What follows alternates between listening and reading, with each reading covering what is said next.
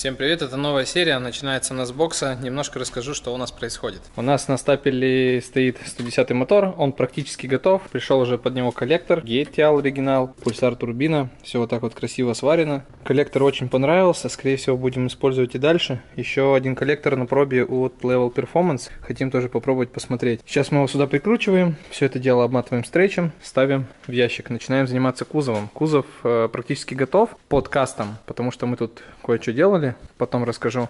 Ждем сейчас машинку зиговочную, чтобы можно было сделать туннель. После туннеля радик в багажник и так далее. Расскажу по Альтезе. В Альтезе тоже сейчас идут изменения небольшие. Решил поменять форсунки и поменять турбину на вот такой вот маленькой горячке AR63. То есть спулиться она будет очень быстро и ехать должна тоже круто. Дальше. Вот такие вот форсунки замечательные, которые я уже показывал. Это SS Performance, я их пролил. Сейчас будем их устанавливать, ставить под них коннектора.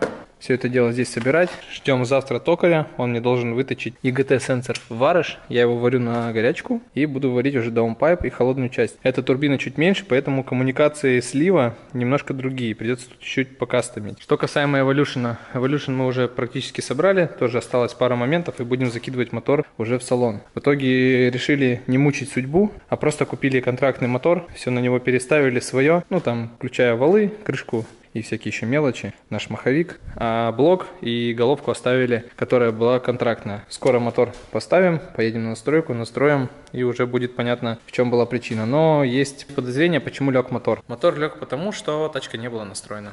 Вот так. Поэтому, когда берете чужие машины, спрашивайте, настроены они или нет. Нам, к сожалению, не сказали, что машина не настроена, ездить на ней нельзя, поэтому она сложилась. Но ничего страшного, будет опыт в копилочку.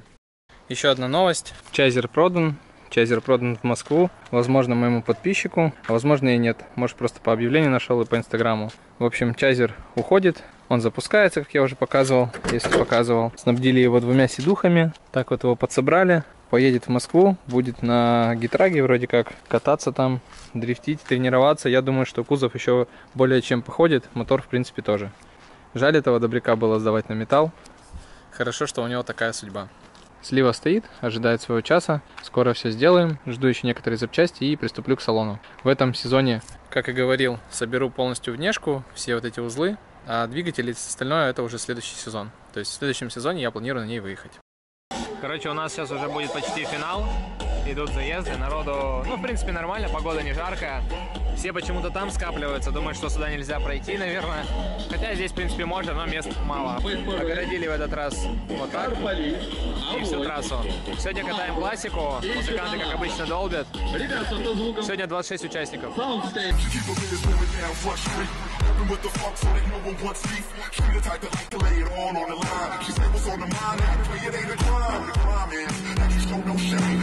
Those claims like you play no games, when in reality you the biggest player of them all. The princess that wore the most layers to the ball.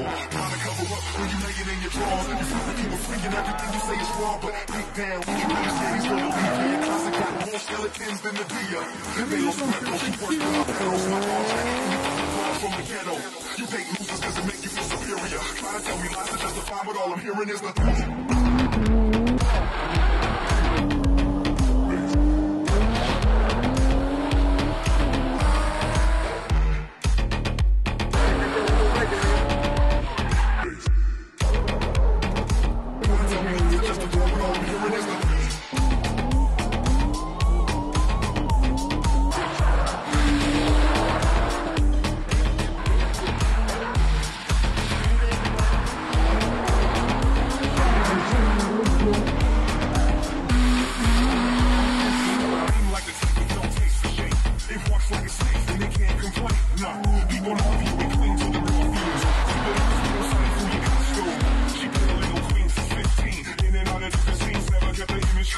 so critical, over analytical.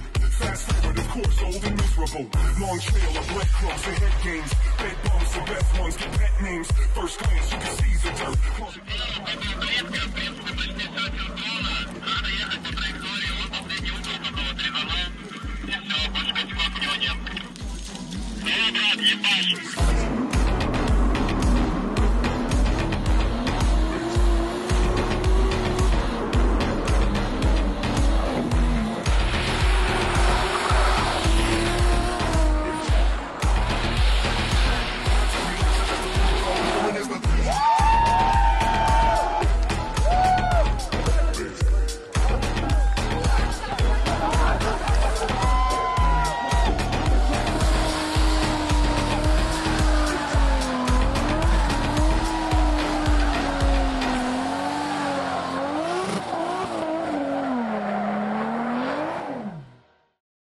Итак, у нас снова включение из бокса. Это уже какая-то новая рубрика. Тут клиентская машина стоит. Меняем ГРМ, всю фигню. В общем, ничего интересного. Здесь стоит Альтеза, ждет свои настройки. Поставили турбину GTX 3076 и поставили форсунки SS Performance. Жду настройки. Уже на улице, кстати, прохладно стало, но думаю, что настроимся нормально. Тут стоит слива. 110 у нас пока что переехал на парковку. Пока ожидаем поступления финансов, решил заняться сливой. Короче, какой план по сливе? Сейчас я хочу отсверлить морду полностью и присверлить новую. Буду отрезать чуть-чуть лонжерона и вот эту часть, получается, телевизора. С розового телека я возьму куски лонжерона и крепление под лапы. Ну и, соответственно, вот эту всю планку. На этом кузове оставлю свои перья и кусочек арки.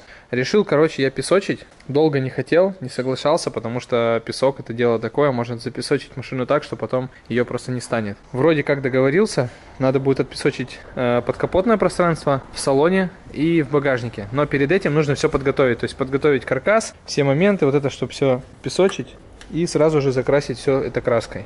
Подумал, что смывкой краски будет дольше, дороже, и не факт, что я уберу всю ржавчину, которая здесь есть. Дальше мы это все дело песочим, красим и подготавливаем именно ходовку, все полностью, все узлы, агрегаты. Потом уже можно будет ставить мотор, коробку, всю обвязку, короче, всем этим заниматься. Подгонкой обвеса и так далее. Самое главное сейчас сделать вот здесь и в салоне. Здесь у меня разобран клиентский мотор, он уже весь на аквабласте, порошке и проточке, остались только вот поршня и свечи. Ну и тут еще чуть немножко запчастей. Это мотор с Крауна, там застучали почти все шатуны, то есть вкладыши просто посъело.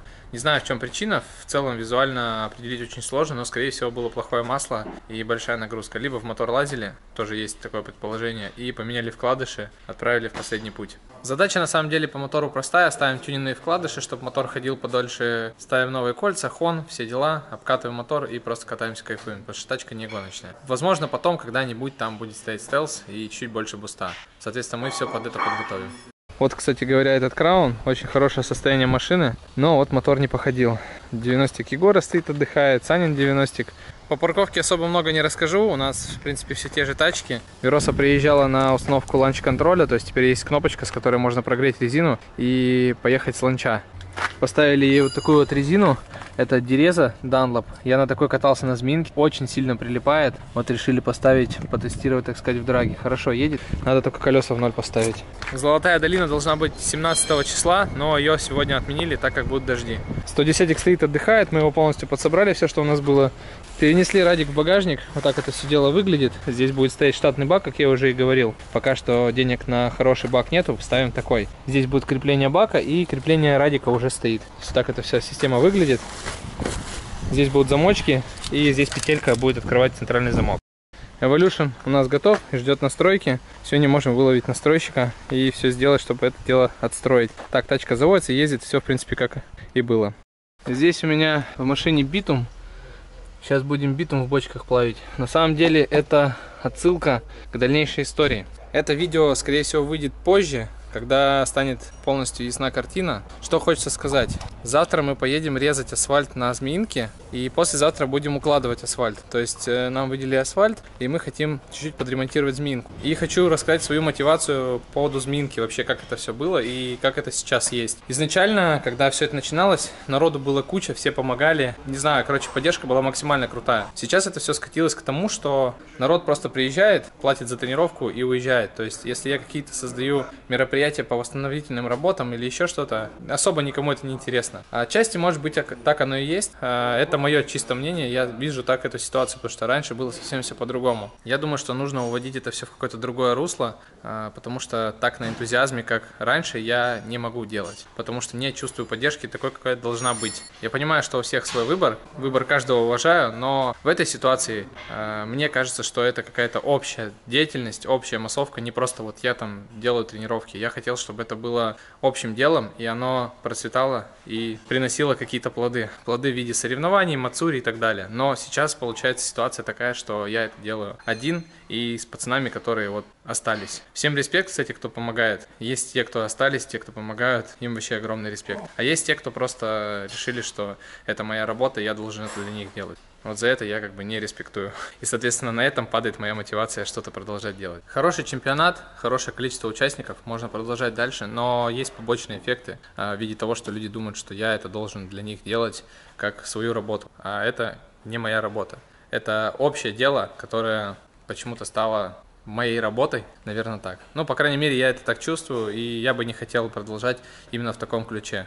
Искать поддержки, ходить, ссориться с людьми не очень хочется, потому что, когда ты начинаешь просить как организатор у своих друзей, они начинают на тебя косо-криво смотреть. Я понимаю, что это нужно для общего развития, но так не получается. Может быть, я такой человек, может быть, что-то другое мешает этому. Не знаю, но факт остается фактом. Я испортил много отношений, пока вот это все происходило. С людьми, с которыми я бы не хотел этого делать. Типа это незачем было сделать, но они решили, что нужно сделать именно так. Поэтому я как организатор понес убытки в виде хороших отношений с людьми, с которыми я не хотел их портить. Ну и, соответственно, взвесив все риски, все за и против, я понимаю, что нужно продолжать либо в ключе заработка и делать это как мероприятие, которое мне что-то приносит, либо это просто не делать. Не делать – это самое простое. Делать с заработком, соответственно, опять же, я теряю свою репутацию, которую и так стараюсь не терять, набивать наоборот, делать людям что-то хорошее. Но, как говорится, всем мил не будешь, поэтому вот такая ситуация и происходит, что есть ребята, которые на меня обижаются, хотя я с ними нормально общался, и если бы не было IDC, я с ними продолжал бы общаться, и какие-то, возможно, партнерские, дружеские отношения у нас бы были. Сейчас у нас никаких отношений нету, есть вот ты организатор, я участник, и все. То есть человек приезжает участвовать за те деньги, за которые мне вообще ничего не приносят, но при этом он участник, и я отказать ему не могу. Как-то так. Ну, чисто рассказываю, как есть, рассказываю от себя, как я это чувствую. Видос этот выйдет еще не скоро, наверное. Зимний чемпионат делать тоже никакого желания нету. Я в прошлом году просто все этапы проболел, по 3-4 дня лежал с температурой ради того, чтобы мне говорили: а вот ты меня засудил, а вот ты то, а вот ты это, а ты такой плохой. Ну, типа, это вообще такая система неблагодарная, вот это вот судейство, вся фигня. Ну и опять же про заработок. За то время, когда я болел и делал эти соревнования, я мог у себя в сервисе заработать намного больше денег. Просто это делалось, опять же, для людей, то есть для массовки, чтобы была какая-то движуха, чтобы это все не погибло и не умерло. Я за это реально парился. Ну, сейчас я за это парюсь меньше, потому что не знаю, просто потерял мотивацию, наверное. Поэтому это, собственно говоря, видео и есть. И я рассказываю здесь все как есть. Я предчувствую, что будет хейт и будут те, кто будут поддерживать. Может быть, эта движуха и останется, если будет финансирование от администрации. Потому что в этом сезоне мы проводим соревнования под регламент. То есть у нас стоит скорость. За скорую мы отдаем в среднем по 20 тысяч. То есть бывает 15, бывает 18, бывает 20. Вот крайний этап был 20 тысяч. Расходы увеличились. Этап где-то выходит на 150 тысяч. И это как бы, ну, не предел, вообще не предел. Это маленькие стартовые взносы, это маленькие награды. Но хотелось бы делать лучше, намного лучше. Но, опять же, нет финансов. И эти финансы мы берем с общего банка. То есть ребята, которые по 700 рублей скидываются на общих тренировках, это все идет в банк. С этого банка мы проводим соревнования. С этих денег мы ремонтируем асфальт и так далее. То есть, конечно, есть какие-то внешние донаты, которые народ там готов скидывать, но их очень мало. Я вот говорю, почему я записываю это видео, потому что сейчас у нас будет ремонт асфальта. Я написал в группу в Инстаграме, везде актив минимальный, просто вот есть кто скинул деньги. Большая благодарность им, я пацанов отмечу в Инстаграме. Если бы это было в начале пути, народу было бы X, наверное, 6. Сейчас откликнулось, ну, максимум, наверное, по помощи человек 5-6. Денег скинуло тоже человек 5-6, там общая сумма не превышает 10 тысяч. Чтобы вы понимали, есть видосы, я, наверное, прикреплю их сюда, как мы делали асфальт в начале всего этого пути и сколько было людей. Там просто нереальное количество людей было, там даже людям нечем было заниматься. Они говорили, что нам сделать. И мы их просили, чтобы они просто поскидывали сверху щебень на зону вылета. Даже до такого. Поэтому о каком развитии мы говорим? Развитии того, что типа все это уходит в то, что мне это нужно, или в том, что это типа общая движуха, и эту общую движуху нужно двигать. Вот в чем вопрос. Какие-то крупные конторы, которые были бы нашими спонсорами, тоже сложно найти, потому что мы как бы и официально, и неофициально в календаре нас нету, и в календарь нас обещали поместить, но не поместили. Возможно, все это в следующем сезоне будет. Надеюсь, в следующем сезоне нам удастся договориться с администрацией и с партнерами, но что-то мне подсказывает, что будут просто открытые тренировки, и соревнования будут в стиле Мацури, не так, как все это сейчас организовано, как сейчас это все сделано. Я понимаю, что это сложный этап, но чем дальше, тем хуже. И сейчас я считаю, что это прям пик и показатель того, что будет дальше. То есть для меня все и так понятно. Я выслушиваю очень много каких-то левых разговоров, которых вообще не должно быть. То есть я сейчас развиваюсь как организатор, и получается, мне нужно быть, как всем известный Базилио. Таким чуваком я не хочу быть. То есть для меня лучше быть чуваком, который будет заниматься вот этими тачками, крутить гайки, дрифтить, гонять, развиваться как блогер, чем развивать что-то общее для того, чтобы меня потом еще и хейтили. Мне это не интересно абсолютно. Поэтому это видео сейчас и записывается для того, чтобы была точка невозврата. Это видео, грубо говоря, для того, чтобы записать вот эту дату, когда я к этому пришел, когда я понял, что никакой поддержки нету, и вот эти вот все факторы, которые внешние, они именно показывают, что никакой поддержки нет. Соответственно, есть два выхода: либо уходить и ничего не делать, найти спонсоров на все это дело, попробовать с администрацией договориться, что мы как раз таки и будем делать. Опять же, повторюсь, видео сделано для того, чтобы когда выйдет основной ролик, на котором будет отображена вся ситуация того времени, когда я приду к какому-то решению и приму его, чтобы не было так, что я это сделал там за 2-3 дня. Я пришел к этому уже очень давно, просто сейчас я это все записываю и рассказываю вам. Итак, время 10 утра. Мы приступаем к резке асфальта, как я уже и говорил. Сейчас вот эти все зоны отмечать так, как нужно отрезать, чтобы лишнего тут не наделать. Сейчас еще привезут второй резак, и в 2 резака мы весь трек должны за сегодня успеть. Завтра привезут асфальт, обещают 15 тонн, в принципе, должно хватить. В целом покрытие нормальное, но есть места, которые даже для дрифтеров критичные, а для мотоциклистов и картингов там вообще жесть. Потихонечку работа идет, очень много нужно этого сделать, больше, чем в прошлый раз. Надеюсь, что будет вот так, а не как вот здесь у пацанов случилась ситуация, что просто яма и второй асфальт подорвало, он склеился. Сейчас здесь очень много асфальта уйдет и очень много работы. Там пацаны тоже режут, нарезают потихонечку. Сейчас еще время раннее, но скоро должны все подъехать и всей бандой навалимся, сделаем. Я надеюсь, что подъедут и всей бандой навалятся. Потому что иначе, как я уже говорил, мотивация пропадает что-либо делать. И вот пацанами, которые сейчас приехали, мы тут можем и 3 дня ковырять, и 4. Завтра еще обещают дождь. Но мы, как по традиции в России, будем класть асфальт в дождь. В целом ничего нового. По треку очень много зон, которых нужно сделать. Они очень маленькие, но все такие с подковырками. То есть здесь вот вся зона полностью придется вырезать и всю ее заново сделать. Такие вот мелкие зоны мы даже не берем в расчет, мы их просто сверху засыпем и попробуем залатать как-нибудь. Больших глубоких ям нет, потому что в прошлом сезоне мы их сделали.